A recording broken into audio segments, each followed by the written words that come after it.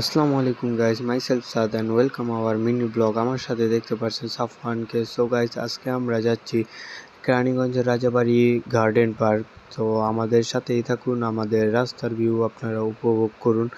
তো গাইজ, আমরা আমাদের এখান থেকে 150 টাকা রিক্সা ভাড়া নিয়ে সুন্দর সুন্দর কাশফুল দেখতে দেখতে, সুন্দর সুন্দর ভিউ দেখতে দেখতে আমরা আমাদের গন্তব্যর দিকে এগোচ্ছি। গাইস, এদিক যে রাস্তার অবস্থা, আমার মনে হইতেছিল এদিক যদি কোনো ভালো কমনীয় কেউ আসে, তার একটা কোমরের হাড্ডি বেঁকা হইলেও হইব। তো সেটা কোনো বড় কথা না, বড় কথা আমরা যাচ্ছি, আমরা যাব। সো গাইস, আমরা গেতে গেতেই 11টা টিকিট কেটে ফেললাম। আমরা 12 জন ছিলাম, একজন বাবু ছিল। সো গাইস, তাদের ভিতরের পরিবেশ মোটামুটি ভালোই ছিল। যেহেতু আমার ফার্স্ট ব্লগ, সো আমি কনফিউশনে ছিলাম, ভালোভাবে ভিডিও করতে পারিনি। এখন আমরা আছি তাদের পুলের ভিতরের দিকটাতে। আমি আপনাদের ফার্স্টেই বলেছি আমি ভালোভাবে ভিডিও করতে পারিনি। আমি যতটুকু ভিডিও করতে পারছি ততটুকু নিয়ে আমি এই ব্লগটি সাজাচ্ছি।